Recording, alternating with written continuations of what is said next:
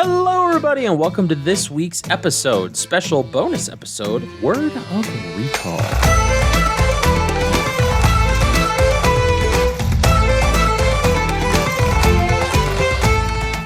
I'm Thomas, your DM, normally, but the leader of this Word of Recall here, but we're joined by...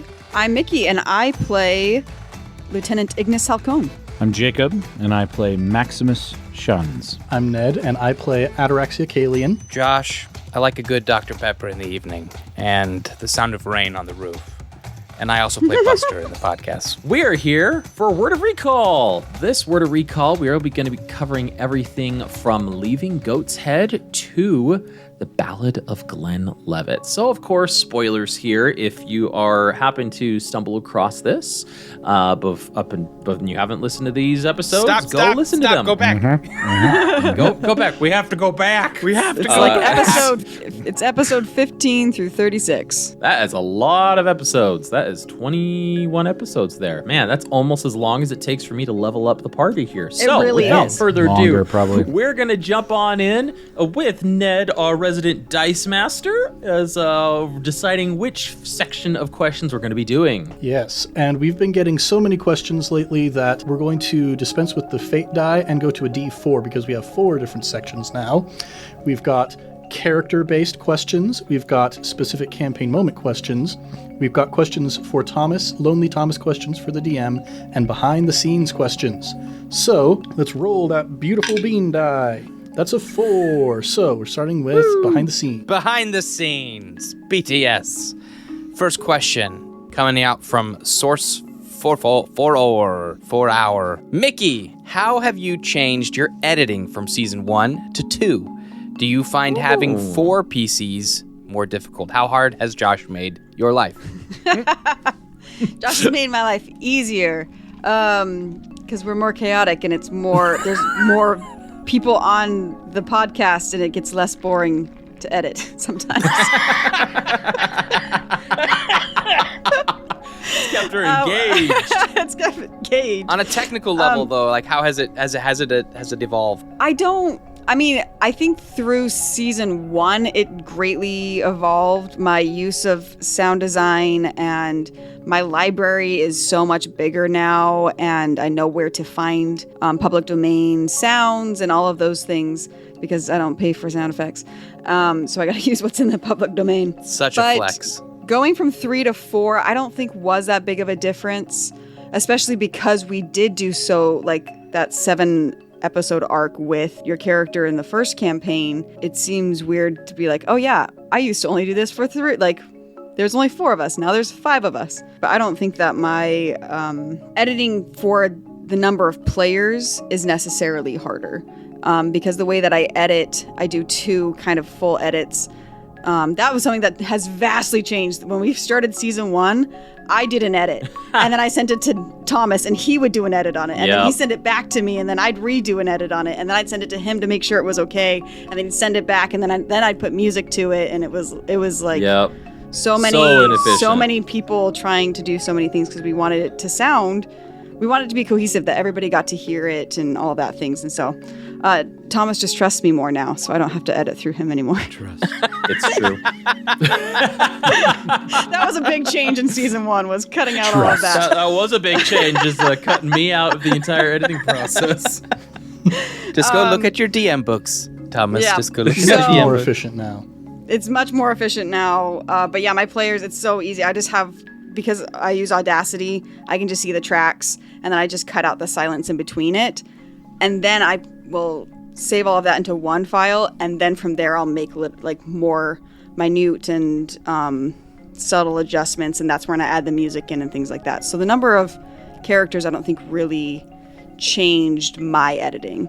But I have definitely grown, and I'm a lot faster at it now than I used to be. You're legitimately an incredible editor. Like on Thank a technical you. level, it's kind of frustrating that you're able to do as much as you do without with public domain. I think that's insane.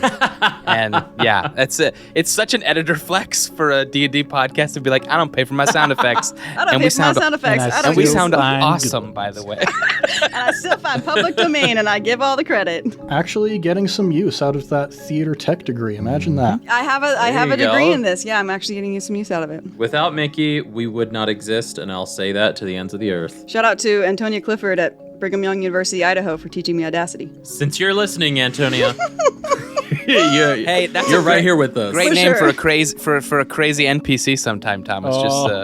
That's Antonia fair. Throw in a real shout out. Give There you him go. give him an NPC. Fair. All right, next up, 3. That is a Thomas question. So, from for actual me. vampire, was the deck of many things being among the items a random roll, or did you purposely include it in the loot because of the tie-in with Max's backstory? It was purposeful. It was a purposeful addition. It was not a random loot roll.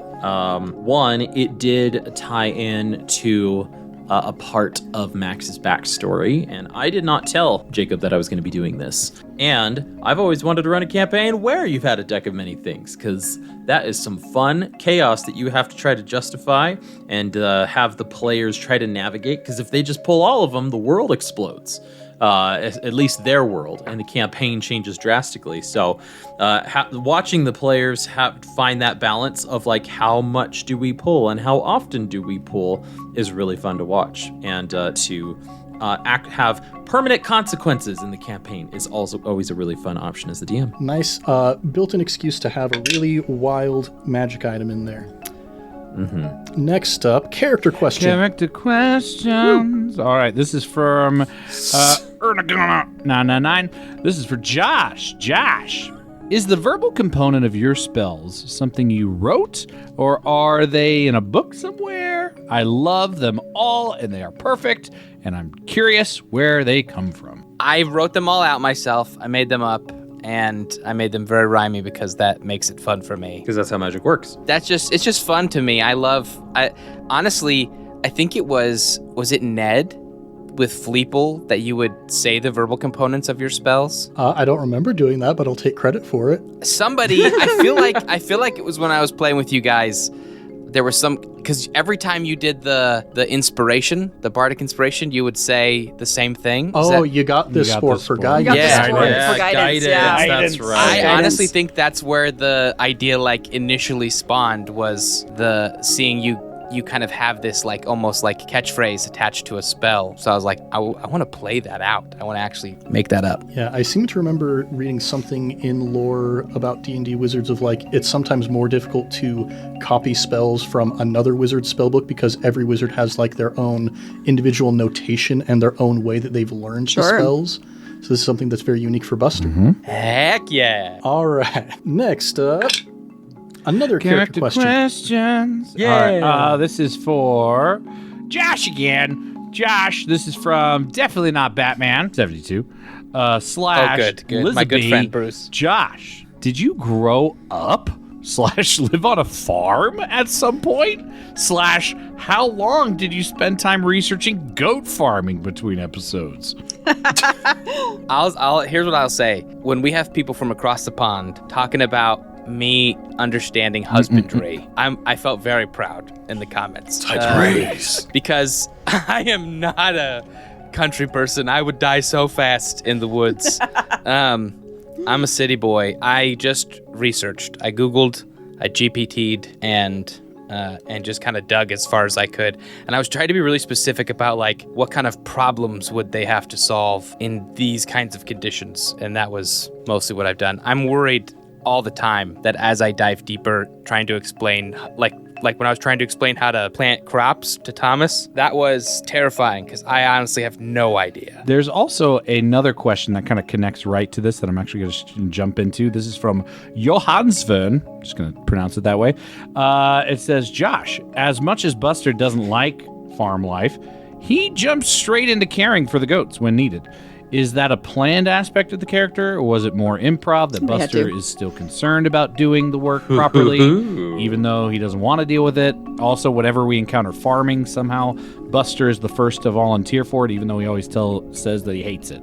To So what's going on there? I think one of the key things to understand about Buster is, and listen, clock me on this if I'm not playing it this way, but in my brain, he's a low friction person. Like he is regularly trying to either get out of the way or find his role that best gets like whatever's happening to like be smoothed over and keep moving. You know what I mean? I don't think it's like a care for people kind of thing. It's more like a avoid things and get to what my destination is as fast as possible. So I think most of the time it's half that, and I think the other half of it is like we just do what we know as people. Like it's like you go home and you haven't been home in like a decade, and you go home and then all of a sudden you find yourself kind of pocketing into the behaviors and habits you had when you were home younger. And so there's this like, I think there's this kind of psychological aspect he's like, okay, there's farming, I know how to farm, you know what I mean? So I'll do that, and there's goats and I know goats, so I'll do the goats. You know, I don't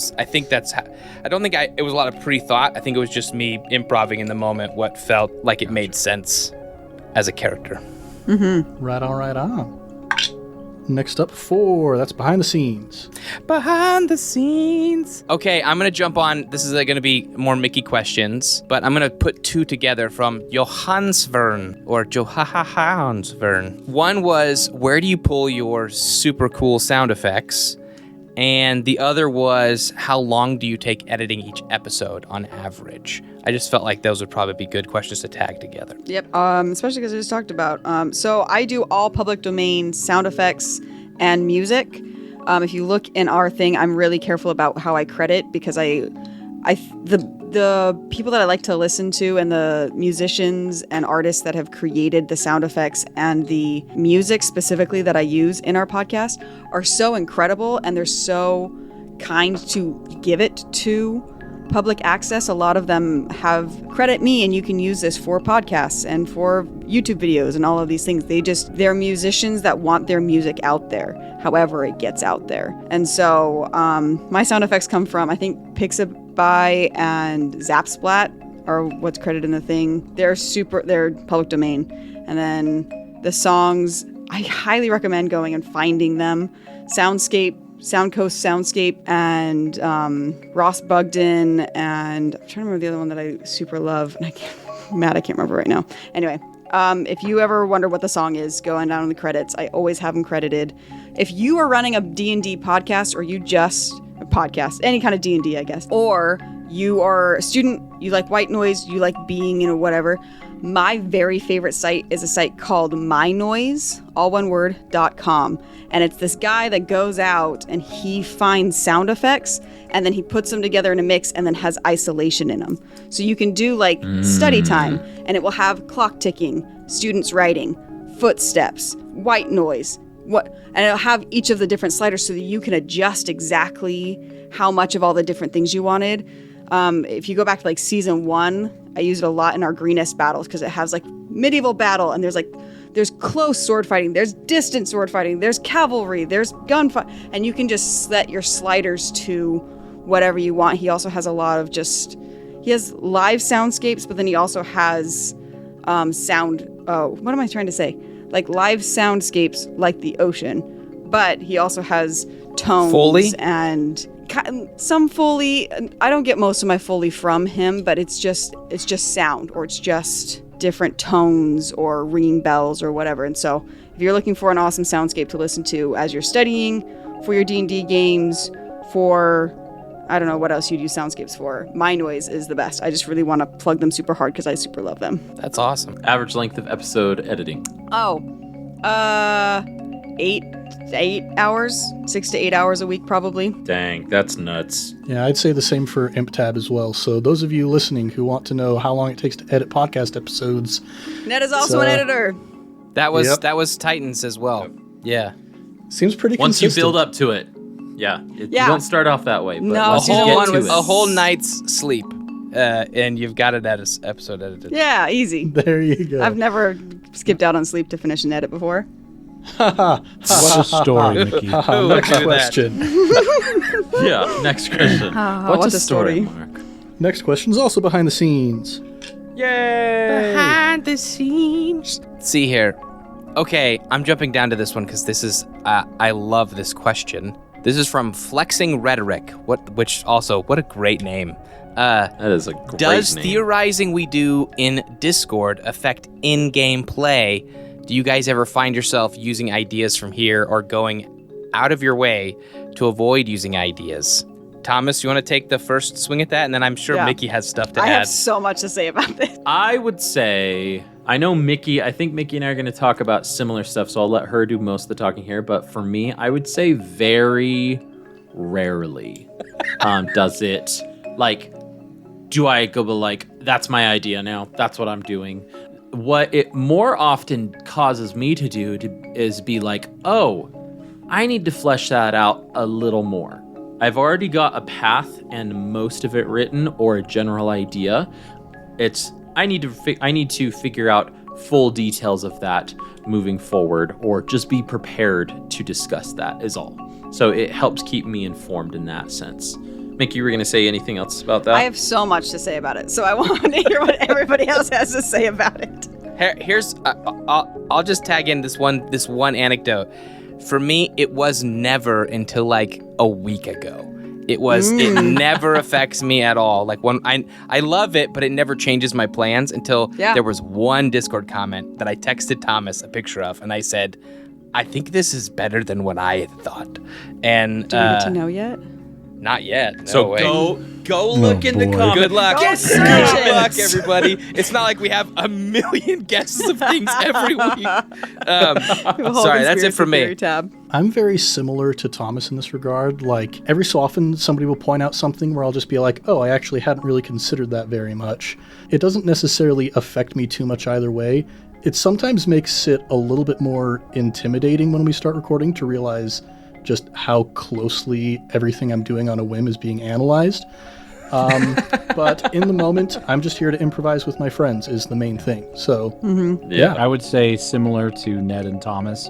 I can't recall an instance of seeing in Discord chats where I'm like, oh, I'm going to change, or I'm going to include that because it's more of, oh, that'd be good to flesh out and to be able to explore, but never necessarily it's more of, oh, yeah, there is some mystery behind that. Maybe there's a way we can unravel that later.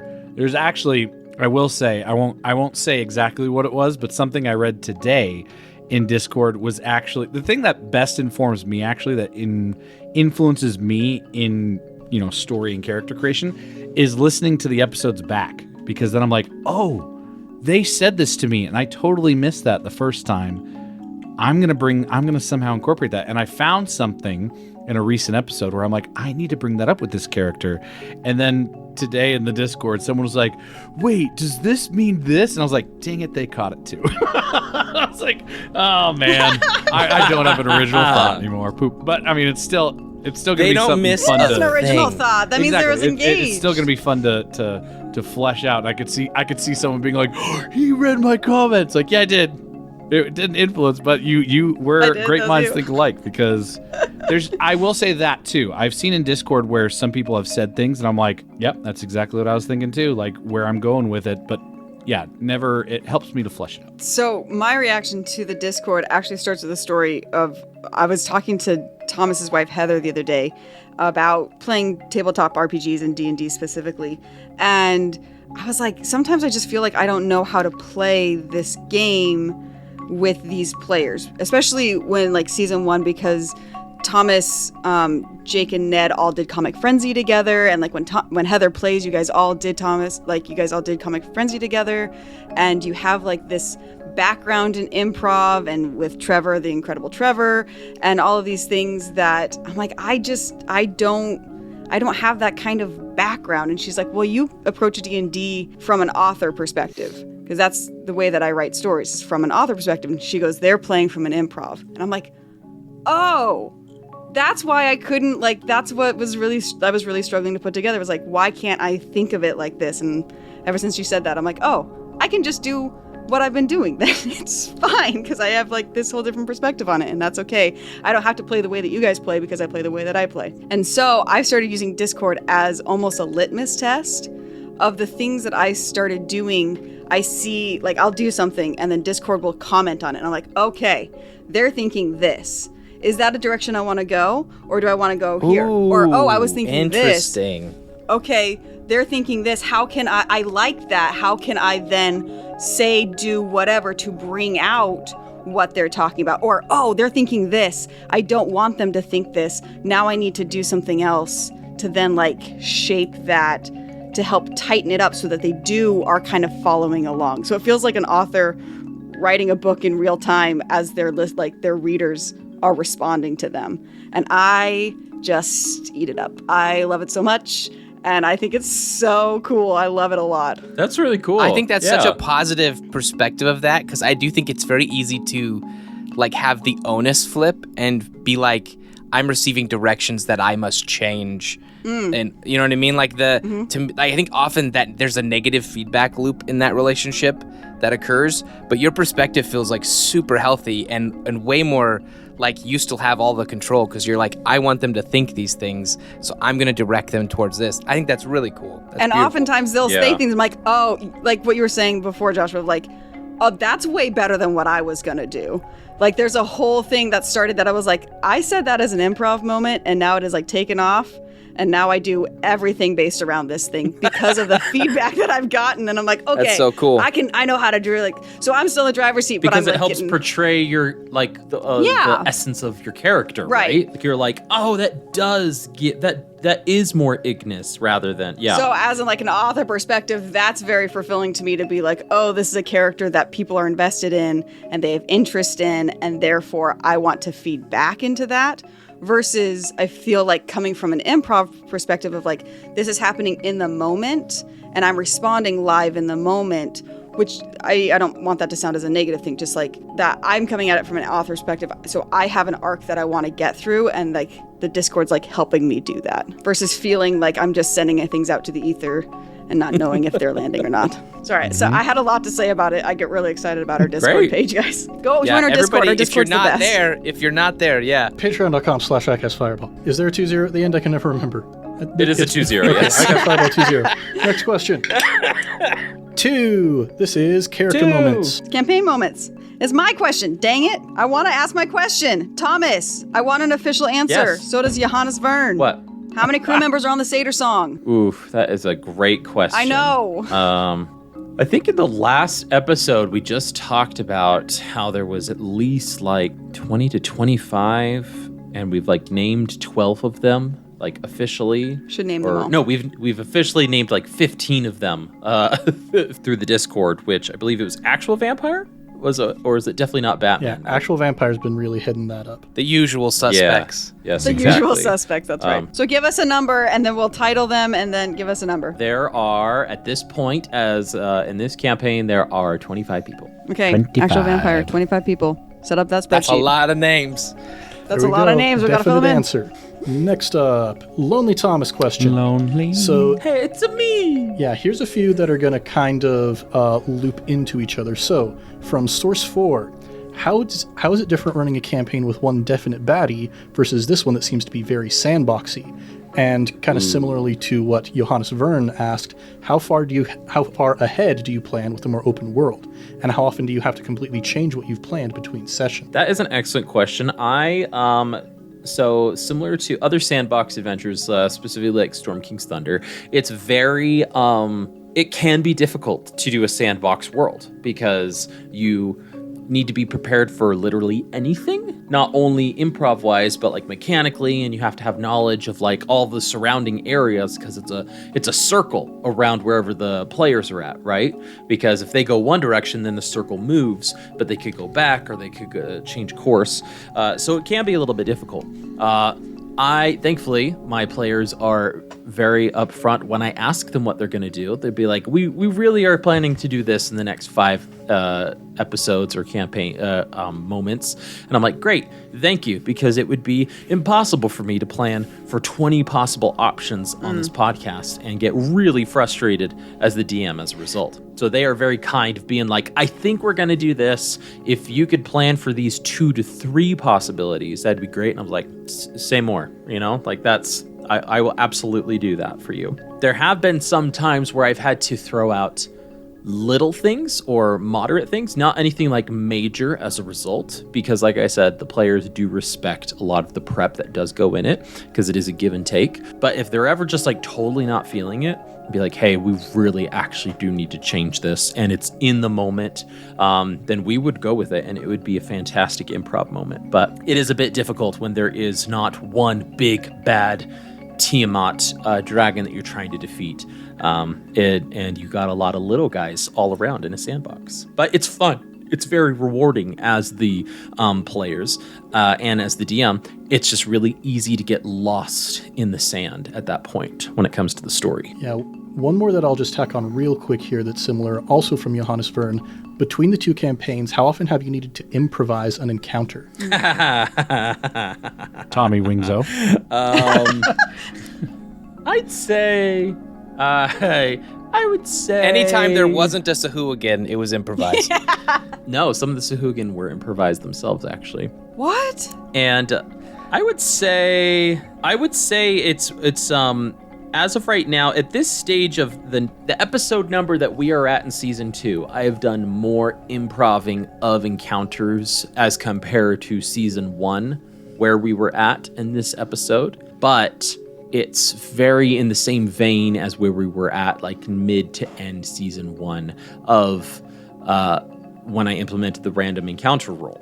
Right? The random encounter roll is kind of what is determining battles, and I'm trying to get better to make sure encounters aren't just battles, trying to be like just scenarios rather than, oh, you're going to defeat these 5 people, or a social encounter at that point. That's something that I've got on my list, my 2025 New Year's resolutions to do.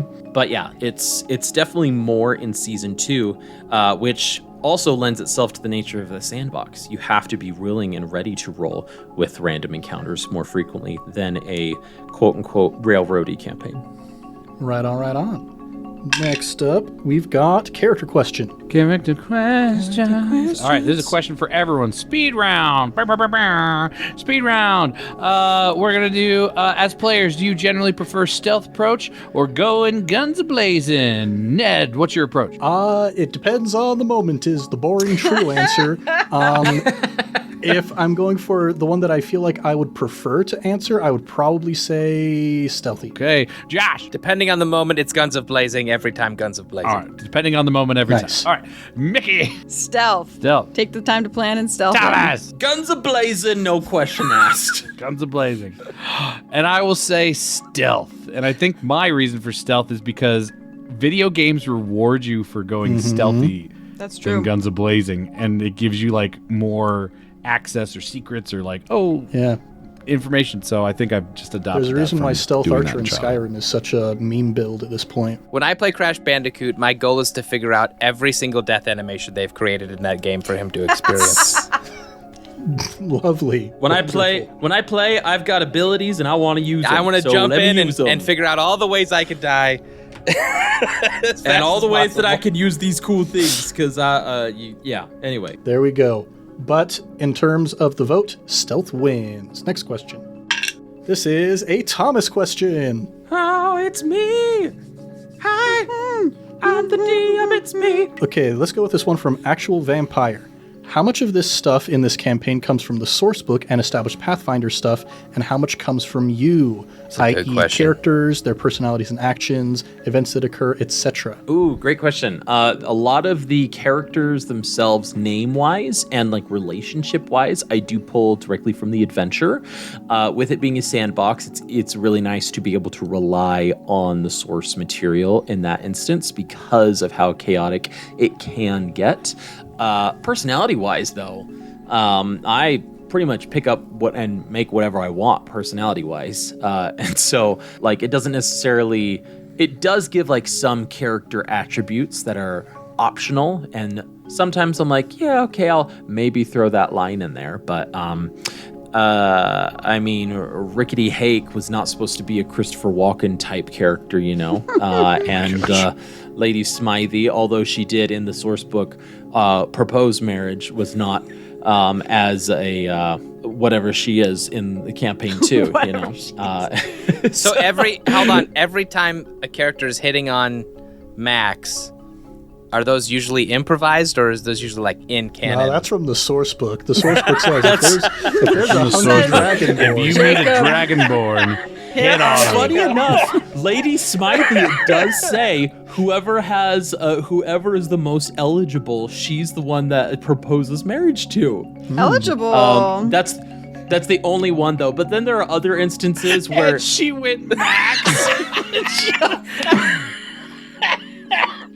She's like, okay, child, options. bunny, warrior, who punched someone in the face. The bar's not too Socially high. awkward dragon. Super high. You know what? She hasn't seen a lot of people at Tidewater Rock for a while. The bar's You know what? very low. Pile driving. You know what? Yeah.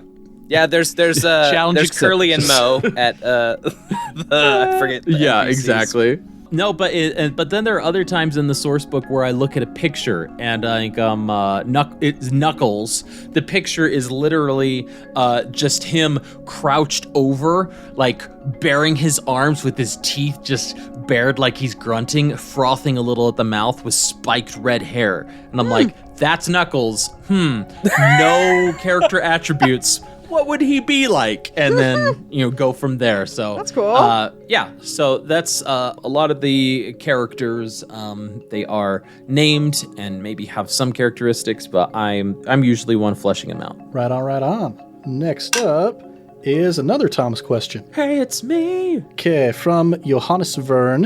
What has been your favorite moment as the DM so far in Season 2? And what was your favorite moment in Season 1 for a little throwback? Ooh, Season 1, it was definitely, my wife just finished Season 1 ICF not too long ago, and she talked about when Bahamut stopped time around our heroes in the final battle and had his conversation with the players. That was definitely a surprisingly emotional conversation / monologue to the players that I had with them, and that was definitely a highlight of Season 1.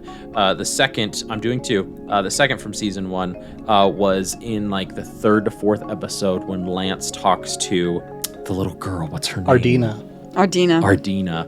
I literally, listening back to it with Mickey doing the editing, I started crying and weeping listening to that moment because of something just that, I remember that. we had come up with in the moment as improv, not scripted, was finally taking shape into a moment that other people could envision and appreciate and be something bigger than myself. It was awesome. Season 2 moment, my favorite Season 2 moment probably has to be the death of Glenn-Levitt. Not the stuff that came afterwards, the death specifically. But the death specifically. Yes, I really enjoyed bringing the that ballad, number the down to 25 when it came to number of crew members. It was 26, but I really Thomas liked is- bringing it down to 25. we're like doing the pod, Thomas is like behind his screen going like, I'm picturing Thomas. He's like, my favorite moment of the campaign so far, and it cuts to him like at his desk at night with a lamp and nobody else, and he goes, and then I killed Glenn-Levitt. That's his My favorite thing moment. was something that happened off screen that none of the players saw. I saw what it looked like when they fought, and it was really cool, but none of you get to see it. What a great journal entry to show my therapist. Anyway. Anyway. Oh, boy. Okay, next up. Campaign moment question. I'm going to go right along with that. Actual Vampire wants to know what all of us think is the most shocking moment of the campaign. At least since we left Goatshead. Season 2. Yeah. Yeah. That's a great Most question. shocking moment. Personally for me, is when freaking Josh handed me a deck of many things. That was I was like, such no! a great... Yes. What are you doing? When Because it just tied and he didn't even know. I never felt more flabbergasted as a player than when Max revealed at the end of that Yeah. episode, flying to the ship and took out the cards and had this whole thing. These are the worst people you could have given to. And I'm in my head, I'm going, nobody told me to do that. Hold, what's going on? It was so good. That was the biggest shock. I think for me, the biggest shock was Ned pulling out, I cannot feel remorse. Was such a it was like one of the moments in our campaign of like, he's just a 13-year-old who just feels bliss all the time. But the way that Ned twisted it into, no, he just can't feel anything. And there are all these other implications to that was such a cool twist that I just hadn't considered about his character that is even a possibility. So to hear that was like, oh, he's right. He can't feel all those things. And I can't feel remorse. So cool. Yeah. That was hard. It is That was interesting. real hard. You look at this little kid who's just so happy all the time, but like one of the symptoms of sociopathy is an inability to feel remorse for what you've done. So by that definition, Ataraxy is kind of a sociopath in some ways. He for sure is. Yeah. Yeah, Yeah. he You can't feel absolutely anything about is. Yeah. I'm going to go with Thomas's favorite moment, the death of Glenlivet. I think that was the most shocking to me. It's incredible how many shocking moments there are to consider. And we're a at lot what, of 'em. 31 episodes? I mean, when Thomas leaned in, he goes, "She's lying." Like that was like That gut was a dropping. good one too. All right. Next up, it is a behind-the-scenes question. Behind the scenes, take a look. Do any of you re-listen to previous episodes before recording, or rely solely on in-session notes? By Johannes Vern. I listen to every episode before we upload it to be published, and that is very helpful in many instances. Sometimes it'll remind me about something that I'd forgotten, but for the most part, I don't have a ton of time to be going back and listening through these episodes, so mostly relying on notes. What, the 6 to 8 hours of your own podcast editing? What? What? Not at all. I will What? say, for me, it's actually opposite season to season. Season 1, I actually rarely listen to our episodes back. I did notes because my character Lance was a meticulous little thinker, and so I'm like, okay, I gotta remember my notes, I gotta write down, and I hated it in the end, and so I was like, no notes for season 2. Yep. But then I'm like, but I still gotta remember, so I'm actually listening a little bit more back to it to just catch little details. I listen back to it all the time. I have had so much fun recording these episodes. Like, it's one of these really cool moments for me where it's like, these are great memories. Like these were really fun, moments to have and to see improvised and knowing they're improvised. And I'm reminded of the time itself and how fun it was. This is like, it's an absolute treat to me going back and re-listening regularly. And I love that I get to listen to them before they go out. I feel like it's like I'm on the inside. I struggle to listen to myself still. And season 1, I did pretty good at it, but season 2, for some reason, I've just slipped back into struggling to listen to me. And since I'm the DM, I'm speaking most of the time. And so I haven't gone back and listened. I do benefit when I do listen back, though. Not only to the incredible sound design that Mickey does, but it does help, keep things fresh and remind me and inform me of the pace of the podcast, because again, we're not just playing, we are presenting D&D, so it is a type of performance, so it does help inform me of that. But I just point that out again because if you're out there going, I can never do D&D like ICF or Critical Role, well, it's because it's a performance that we're putting on as well, so just remember that. Anyway, I do benefit greatly when I do, but it has been some time since I have listened and picked it up due to that reason. Well, at least Heather can listen for you. Not to season well, 2. she won't listen to She season won't 2, and listen that's to okay. season 2. Too violent. That's all right. She's already said she won't listen to season 2. Too violent, and that's okay.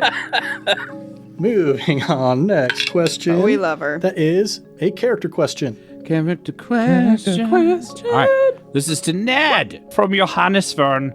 Ned, do you find it difficult to play a 13-year-old? And is the challenge of playing unorthodox characters part of the appeal for you? Or do you just like doing something different? Yeah, so I have been doing so much D&D for the past several years.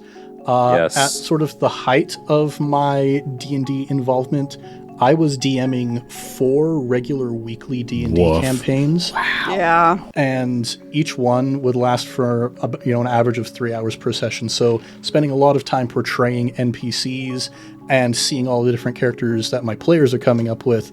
And so when I get an outlet to actually be a player, to be a character, I'm trying to find something that hasn't really been explored in the vast breadth of characters that I've already portrayed. And so I am trying to look for something that is new, something that is unique, something that I haven't really experienced before. So I do really enjoy playing unorthodox characters. As far as playing a 13-year-old specifically, I think this is one of the discussions that has sort of been happening in the cast and in the Discord of like, this 13-year-old is really emotionally aware and surprisingly mature.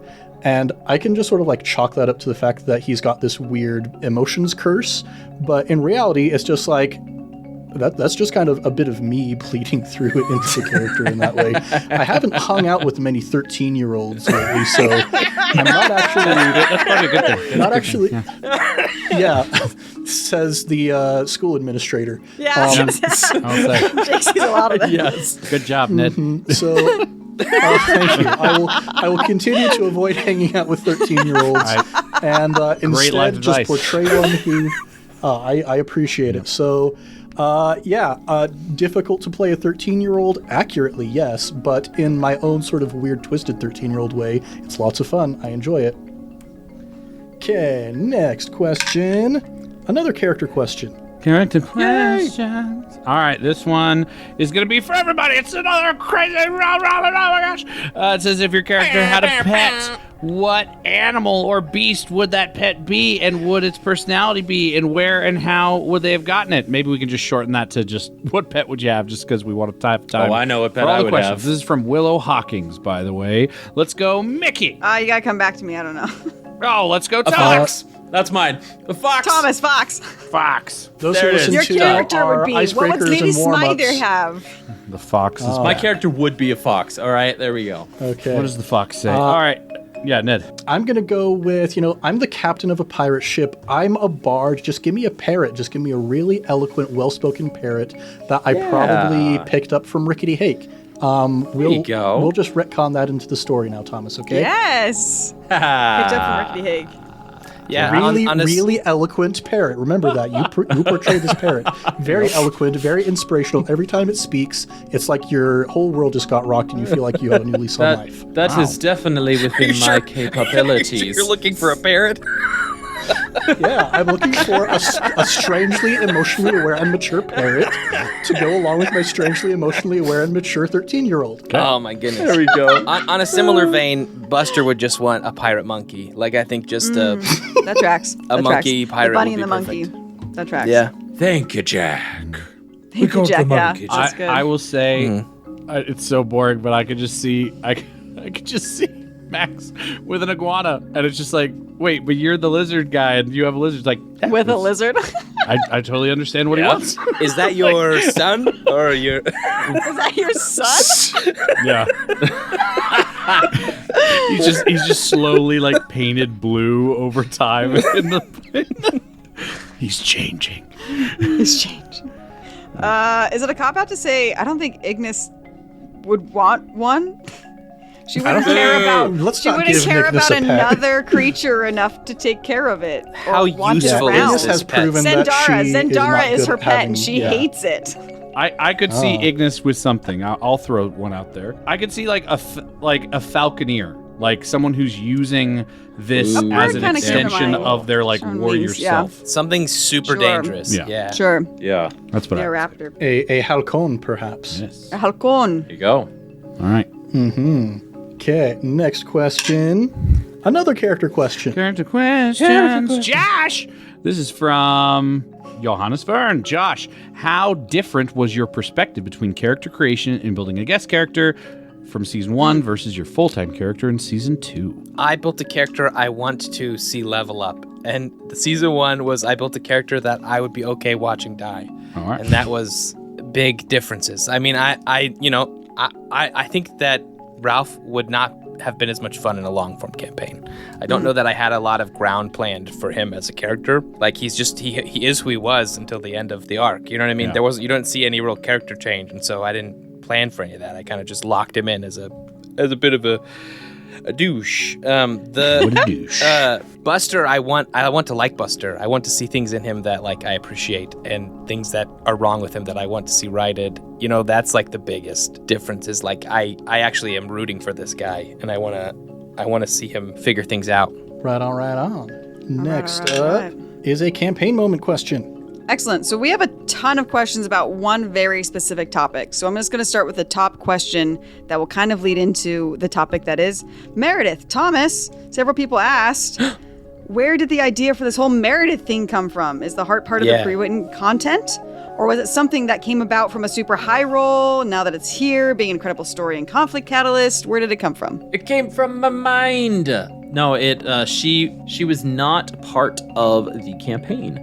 The hag had been defeated, and I had a couple weeks to prep for the very next couple sessions. And I was just thinking, what are some things? And season 2 is definitely, I think it's very apparent, like things that I have always wanted to do in a campaign that haven't gotten a chance to. And I'm like, I haven't really dealt with cursed items before. So that would be a fun way to introduce them, because they do add layer, they do add depth, especially in a sandbox world, right? And so I was like, what if we do a cursed item, but like what could be justified here in this instance, besides the deck of many things? And I was like, well, hags usually are in a convent, and although this hag lived by herself, what if she had this cursed item? And like, but what if it wasn't a cursed item to begin with? And ooh, what are the implications of that? And so on and so on and so on, and therefore, and then Meredith was born. And so before the next time we had met, I had her completely fleshed out, completely written out what she was going to do, what her goals and motivations were, and then Josh, just making yes and decisions, was like, I really decide, no rolls, no discussions beforehand. It was just like, I'm really becoming attached to Meredith. I'm really making these choices on my own. And I was like, all right. And then I just made him do like one roll, like when he first got her. And I was like, hey, he's cursed. And that's that. And he just on his own started making all those decisions. And I was like, cool. They'll say it's made up, but nope, it's Still what happened. part of the plan. That was fun. It is one of those things, like listening back to it. I like listening back to it because there's such serendipity. Like I'm watching myself do things like kick dominoes that in a few moments are going to blow my mind. You know what I mean? It's interesting to listen back to those instances. Yeah, I think this does kind of also answer one of the other questions about Meredith, which is essentially, Josh, how long did you know about the Meredith? Yeah. And, kind of this assumption that because Like, of the way what that... point did you... Suspect even. Yeah, so like the question kind of assumes that like because of, the subtle changes in your mannerisms that you must have known beforehand, but as we just heard, you did not. It was, honestly, I think the moment where I go, maybe I'm on the wrong side of this, was was in the captain's council when everyone started kind of getting really intense about it, and like Buster's trying to like hold the high ground of morality by like defending her as a person, but I think there was a moment there I was like, I think everybody knows something I don't know about the campaign right now. I will say in that moment for me as a player, when Buster was, that's actually when I was like, this is definitely, something's up. Because when Buster took the moral high ground, and I'm like, this is the guy with the least morals. Like, if he's taking the moral high ground, something's wrong. Surely he must be cursed. Magic is afoot. Surely he must be cursed. Josh is playing a nice character. All right, next up we've got behind the scenes. For any of you who are part of multiple campaigns, do you ever have a difficult time keeping your characters separate? Or are there ever issues with mixing up moments from other campaigns? And I'll say for me, I'm so involved and invested in any game I'm playing, I never mix stuff up. It's like mixing up an episode of X-Men with an episode of Batman you watch after it. Like, it's just not, they don't cross for me. That's it. That's for me. Yeah, there have been moments where like, at one point, I was running 2 different groups through the same campaign. We were both playing Ride the Frost Maiden at the same time. Wow. And story-wise, it was relatively easy to keep them separate, though there were some instances where I was like, okay, has this group visited Macretus's cabin yet, or was it the other group? Have these guys visited the Cackling Chasm yet, or was that the other group? For the most part, though, I do find it relatively easy to keep them separated. I think the only hard thing for me is play style, not characters and the personalities, but play style. Because I mean, we talked about it in the previous. I love like the sneaky, like, okay, let's calculate, let's do this, let's do that. And I built Max to be more of a guns and blazing guy. And it's very hard for me to not just be like, yeah, attack.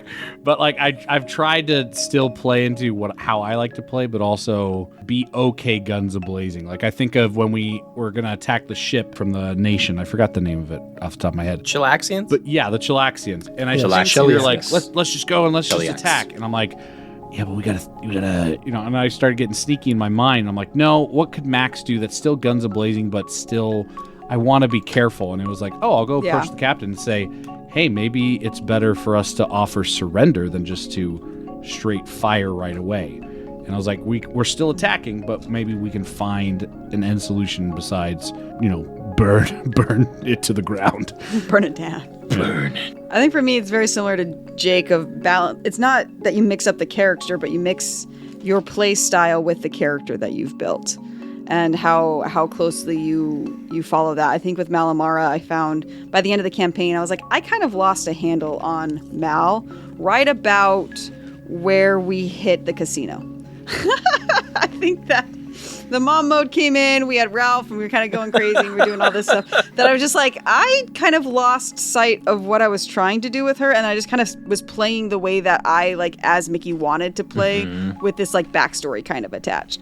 And so I was like, going into this one, I want to have a really specific, like, what does Ignis sound like? What does Ignis do?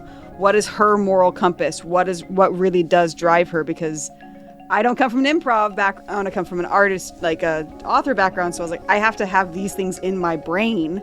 Otherwise, I am just going to kind of fall back into me. I can't like stay in that character. I wear a hat when we record. I have sticky notes all over my computer. I like have to have these things that like keep me in like Ignis mode that I feel like other people don't have to use. I need to have crutches because that's just what I need. Have we ever revealed that the first couple episodes of season 1, Mickey actually wore teeth for a half orc? I did, and it's really, you can hear it when you listen to it. It's really bad. That's so awesome. That's so awesome. I'm trying to remember who it was that asked if Mickey was snacking during the recording. I don't know. I got it a lot. Honestly, most of the people that I ask if they listen to it, and they're like, "Were you eating? What was going on?" I was like, "I was trying something. It didn't work." So we just like covered it.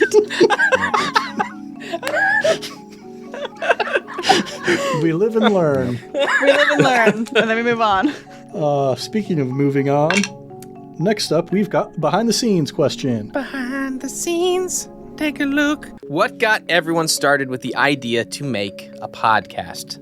From Johannes Thomas. Byrne. Sneak attack. Thomas. It was Josh. It was Josh. Josh We can got all us in the point to podcast. Josh all along.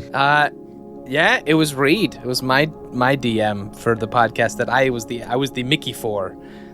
He had started a podcast before me that failed, and then he came and was like, "Hey, I want to do a D&D thing with some of our friends and your wife," and I'm like, "Let's do it." Like, so that was really, I didn't really invent it. It was just kind of brought to me in that sense. Good old Reed. 10 years ago. 10 years decade, ago, man. right? Yeah, that's wild. Wow. Yeah. That's What cool. an adventure. It's the best compliment I get is if somebody says, "I started making a thing because you made a thing." That to me is like the best feeling in the world. Here we are. Well, that's literally ICF, so there you go.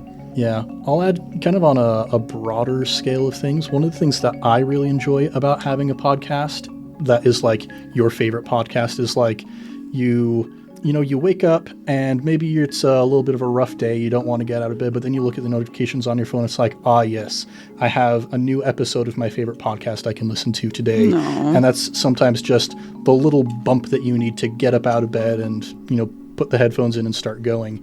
And for me, being able to experience that has been a really meaningful thing for my life. And that's something that is really cool to know that other people are experiencing the same thing because of the show that we're making. And it's very touching, and I really appreciate every time we get a chance to hear that. Agreed. So, heartfelt comments aside, next question. This is campaign moments. All right. This is a question about Meredith and the way it all kind of played out. Actual Vampire asked this question. I want to read the whole thing because I like the way that they phrased it. How much did Meredith influence Buster's reaction / mood? Actual Vampire said, I remember in the first few episodes of the season, Buster seemed kind of wary of Max specifically and kind of of Ignis, like worried about them fighting or something. But In this moment, Buster stands up to Ignis and calls her out on calling Meredith it when she's a person, and it stands up to Max. Is that actually Buster's character to stand up when he really believes in something, or was that maybe Meredith's influence making him defend her specifically? It's a long-winded question, but I liked it. No, it's a great question. At no point was I trying to pretend to be influenced by a spirit. That was like really, I don't think I roleplayed that at any point. Like Thomas said, I was just making decisions and he was yes-anding with me. For me, that was an honest character expression for like who Buster is. I think that, yeah, I think Buster is not a healthy persona. Like I think don't expect like him to be consistent. And I think there are pieces of him that are super broken, and so there's little windows of humanity amidst the greediness. All right. Next up, we've got character question. Character questions. This is for Mickey. Mickey, it says, this is from Lizabee. It says, Mickey, what's it like to be a player who's so invested in backstory to play a character who isn't as open, not at all, or doesn't really want to know about others' backstory? Like the moment in episode 25 where you were like, as a player, I have so many questions about Max's story, but Ignis wouldn't ask. Like, that would kill me. And she hasn't been super open about her story either, but I know you have pages of backstory. How are you hoping that it comes out? Is it a DM trust thing? Is it part of an arc to slowly be willing to reveal more? That's a great question that I ask myself every single time we play an episode of this campaign. It is difficult to play when I want to ask the questions, for sure, but I have enjoyed the challenge of, instead of wanting to be outward, I've tried to take it more internally of, okay, I have this that I want to get out. How can I make this get out?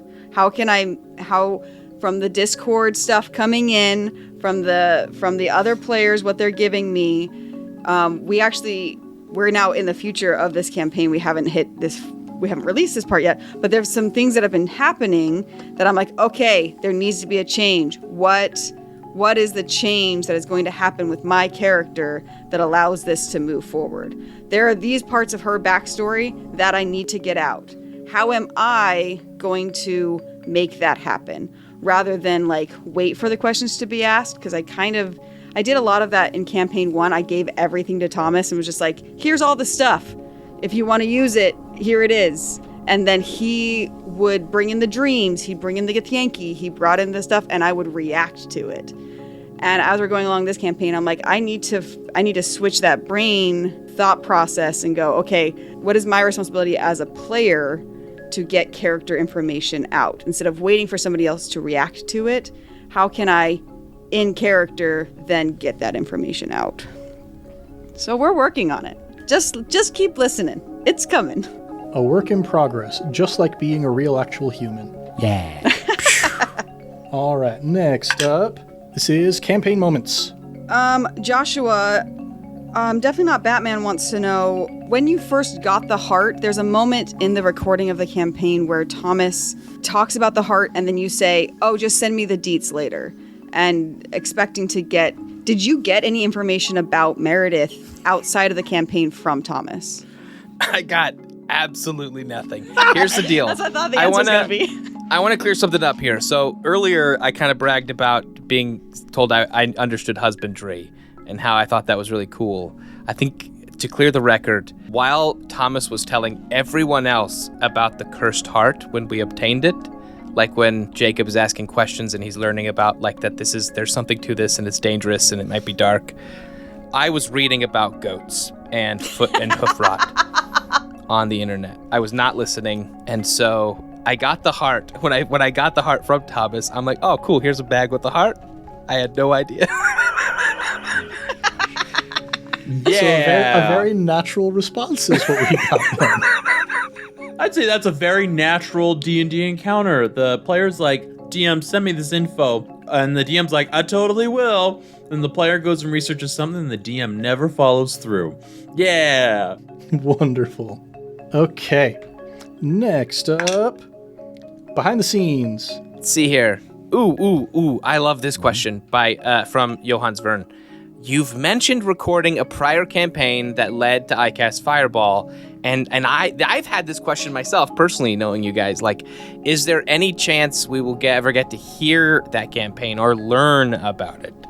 I'm adding that last. You will never hear it. I ever. just found it. No, Ooh. I you did. will never I hear just it. found it. I still Ever. have I our just found it recordings. again. I have it. I have the recordings. I was like, what is all this crap? I was trying to clear out my drive and it was like Storm King's Thunder. And I was like, oh, the recordings.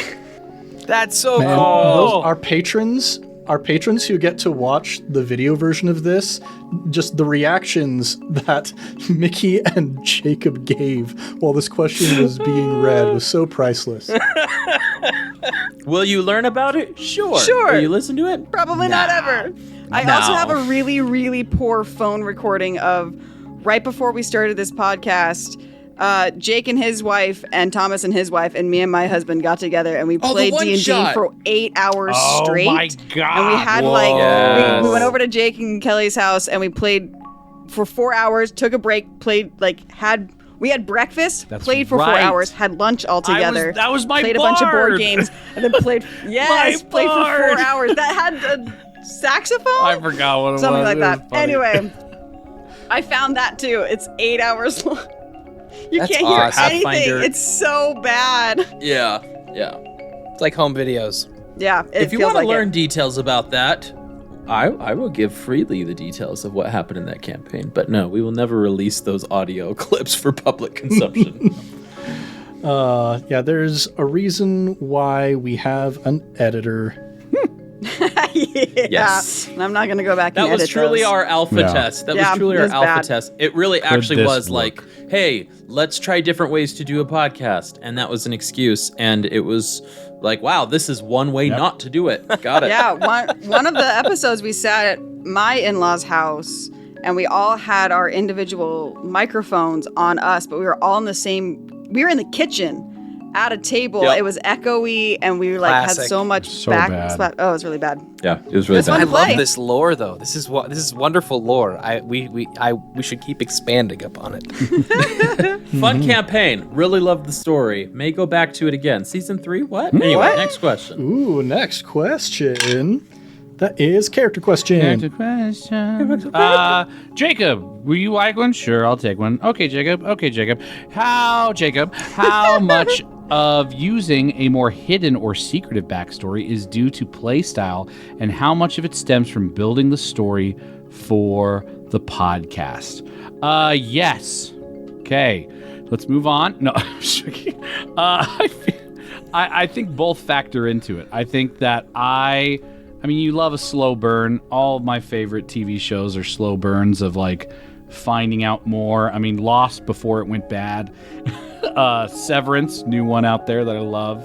Some of the best TV shows out there are slow burns of finding out details regarding characters and backstories and secrets and how much do you give and how much do you wait.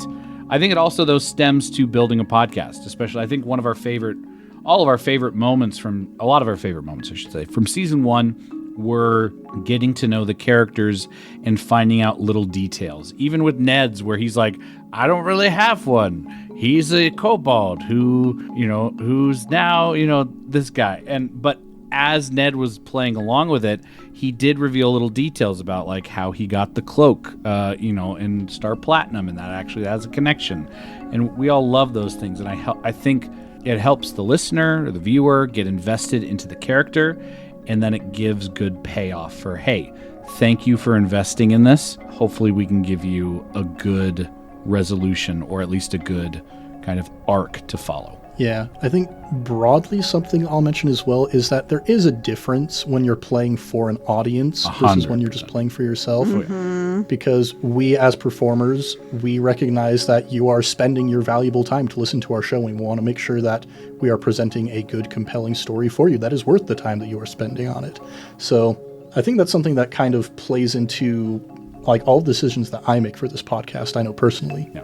I think if we honestly just sat down and didn't record and we're just playing D&D, I wouldn't nearly do almost any backstory stuff. I would like create a very stylized character. Like I remember me and Ned did a one shot once, and I think my guy was like, find the pun in every situation. And it was like, that was it. And I had a ball with it. And it was, I think that would be more. But yeah, I think Ned, it hits it right on the head that because we are building this for an audience, there is a lot of care put into how we are adding to the story of it. Versus I think at a regular table setting, you can still do backstory stuff, but it can get a lot more precarious, and especially where those can drag on for like 3 to 4 hours versus our podcast, which we make it very focused to, okay, record an hour to maybe a couple minutes over. So we have to really be careful with how we're stylizing it. I also feel like all of us love story so much. Like we all like the storytelling aspect of role playing in D&D. Yes. That Yes. I Yes. think at least the 5 of us could avoid combat for like 18 episodes straight. You know what I mean? Yeah. By just Oh, absolutely. digging deep into the character exploration and emotional like understanding and stuff. And so there are moments where you go, okay, this whole Buster Meredith thing, I could drag this out really far. Yeah. Or he could get over it. You know what I mean? Like and we can move on to the next thing. There's some of that math occurring. Yeah. Right on. Next up, we've got another character question. Character questions. All right, this is an everybody one again. It says from Actual Vampire, in what ways have the dynamics between characters developed differently than you expected? In what ways have they developed as you expected? That's a good. I didn't expect Ignis to hate Sandar with her very being. Taking that kind of personally there, Thomas. You know what? Sandar is Like, my one. he's like, Mickey, I made you a friend, and you don't like why her. that happened. Do you not like me, Mickey? I think that was the biggest yes and I've ever had at this campaign. I don't know why it happened. Is it just hating did. Sandara? It just did, and I was like, okay, we're going with that. I guess my character Here hates we go. Sandara. We're just gonna move forward with that. It's Brilliant. strong and it works. Yep. I think for myself, I am surprised at where the relationships with Buster and Ignis are going with Max. It's not what I expected. Especially immediate distrust. I'm like, wait, I'm a nice guy. Wait. And like there was immediate I know, distrust I'm a there pirate. between all three of those people. And just where it's developing. Not that it's a bad development, but like, yeah, we're going places I didn't think we were going. For Max's relationship with Ataraxia, I feel like it's expected where I thought it would be. Not that unexpected hasn't happened, but it's like, yeah, there's a very much there's more of a bond between them, or at least kind of the more like hope side of it, where the other side, and maybe that's what it is. Max has hope, or wants to have hope. Ataraxia is just bliss, so almost hope can be built into that naturally. And Buster's has lost a lot of his hope, it seems, and Ignis has no hope. Yeah. For me, I think I feel like I kind of mentioned this at a previous point in terms of like reflecting on the fact that I brought in a teenager to a pirate campaign. I don't think I was necessarily expecting everybody to lean so hard into like the villainy and brigandry aspect of a pirate campaign. I probably should have in retrospect, but I don't actually consume a lot of pirate media, so maybe that's part of it. That's fair. It wasn't the... Sorry, when we did Pirates in IMTAP. Different discussion, different time. Never mind. Different discussion. all right. Okay. I'm gonna say what's been most surprising for me in the character like development thing. What's been interesting is I like the pairs that are created amidst our characters. Like I like how there's the conflict avoidant pair of Buster and Ataraxia, and the very conflict embracing pair of Ignis and Max, but I also like there's the kill all the prisoners vibes between Buster and Ignis, you know what I mean? And and Max and Ataraxia have this whole like, let's talk to people and get to know them first. And I think it's been interesting to see like that, how we end up within the group having these different, and Buster and Max are just like polar opposites. Yep. Constantly So much so. not knowing how And to so are process each Ataraxia and other. Ignis. It's just really, That's it's accurate. so fun. Like that's the stuff I don't think I could have ever planned, but it's really interesting. and always unexpected. I think that I really expected Ignis and Max, whoever the characters were going to be, to have similar relationship, because I feel like every time I've ever played a campaign with Jacob, our characters have done that immediately. And I don't know why that is. I think that we just kind of like snipping characters, and so we just find this like commonality of talking over each other and kind of being snippy characters. And even though our characters are always so different, they always have like this kind of, I don't know, tension between them that they can't agree on something, and then everything else about their relationship kind of falls after that. I've been surprised at Buster and Max's. I think that was a really interesting choice to be like instant distrust, and then they are like polar opposites, because I feel like a lot of times that Ignis and Max would be polar opposites, but instead of pulling away, it actually like pulls them together and they cause conflict because of that. And so I kind of expected that with Buster and Max to cause that kind of conflict, but instead it really does just like push them away from each other, and they have a hard time like coming together. And I find that magnetism is really interesting to watch happen, because I wasn't expecting that to happen in the campaign. Right on, right on. All right. We think we have time for one more question. One more question. One more and what shall it question. be? It shall be a Lonely Thomas question. Yay! It's fitting. Thomas Ernagun999 asks, how do you determine when to level up the party? Perfect question. Oh, I can answer this one. Wow. Never. That's when. I think it has been answered on our Discord It multiple has. times by Mickey. Only the answer. Mickey's the only one that's ever answered that question. How many times has Mickey asked? Let's see here. I'll know when to I've level answered it the at button. least twice like that. Yeah, there definitely is a weighted class based on how many times Mickey has asked me in session. No, it's very story beat driven, and so trying to think of overall arcs and trying to make sense. But if it just feels right, it just feels right. For instance, they leveled up twice within 24 hours of Like game time. in game time. That didn't make sense, but beat wise, it made sense, right? So I try to keep IRL, in-world Galarian time. The opposite of what? Yeah, the opposite. URL. I try to keep URL in mind. My favorite URL is patreon.com Yeah. No, so I try to keep that in mind, and I justified it afterwards by all the downtime at Tidewater Rock, but it felt appropriate in the moment to level up, even though it had only been 24 hours. So yeah, it is based off of like story beats. Sometimes I just really like living inside of a story beat though, and I probably should level up more frequently than I do. And that is just 2025 resolution that I may have, but don't hold me to it, because we don't always follow through with our resolutions, you know. So Mickey's eye roll was worth saying that. Puts himself on the line and then instantly takes himself off the line. There we go. Mickey's like, accountability? Oh, okay. Okay. What the heck? So yeah, it's really story beat driven. I do have an idea of like where I want the campaign to end, but every episode we play, I'm like, but wait, but maybe, because I don't think we've ever stated publicly, but we initially had the plan to only do 2 years for campaign 2. Mm-hmm. Just straight 2 years and done. Mm-hmm. But the more we play, and the more we get to know these characters, and we're done with year 1. Yeah, it's crazy. So it's just like, are we halfway through the campaign? I don't know. I'm not sure. Maybe we'll have a 5-year jump. I don't know. You'll just have to level us up more frequently. Oh, I thought you were about to say a for it. 5-year campaign. I was like, oh. Do we gain 5 levels too? Is that the 5-year jump is? For every year.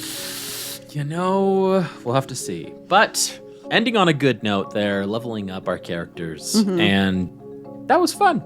That was our word of recall. That was great. Ending at Glenn Levitt. I was going to say, I feel We'll like have we to really see. only talked about Meredith in that time frame. Yeah. We never talked about Glenn at all. Oh man, yeah. we were respecting him with our silence. There we go. I mean, we talked about him a lot on the air. Everybody kind of so- knew what There we happened. go. There we go. But lot of fun getting all of the knowledge and the insights behind season 2.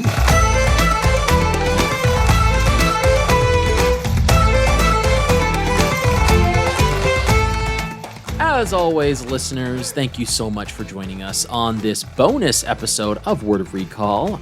If you like the bonus content that we've got going over here, you should consider our URL, patreon.com/ICASTFireball20, where we have more bonus content. Not only do we have video versions of Word of Recall, where you can see it live and unedited, but we also have warm-ups that we do before every recording session, which are goofy, wacky, and strictly just for us, but you get to benefit from seeing us make fools of ourselves, namely me, when we do a mind meld. And so that's a lot of fun and might be worth the $5 or actually I think that's the $3 a month tier just by joining. So go give that a listen, go give that a checking it out. And if you do join the $5 tier, you can jump to our Discord where we take most of these questions take them from emails as well at icastfireball2020@gmail.com. But our Discord is where most of our interaction, and as Mickey said, we love our Discord community so much and all of the theories that they've got going on over there. So thank you so much and keep up the good work over there. We've got a monthly DM prep that we'll be doing for the foreseeable future here.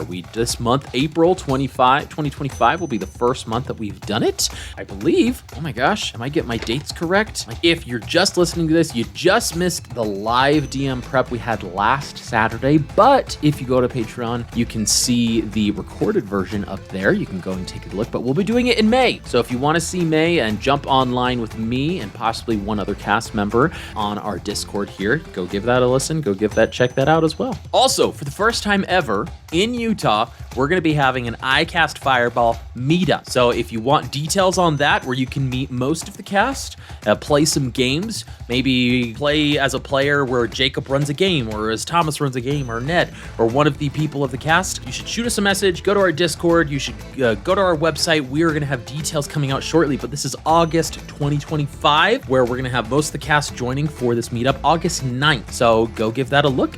We want to do some shout outs here, want to do some plugs. As always, Improv Tabletop, our sister podcast, where they just finished up their last Fate Accelerated campaign for, I believe, a year or so. Is that right, Whoa. Ned? Yep, we just finished up Jumanji Falls. It is, usually our Fate campaigns are 4 episodes long. This one is 9 episodes long because there was just so much to delve into. That's what happens when you get Thomas and Heather and Caleb all in the same room with each other.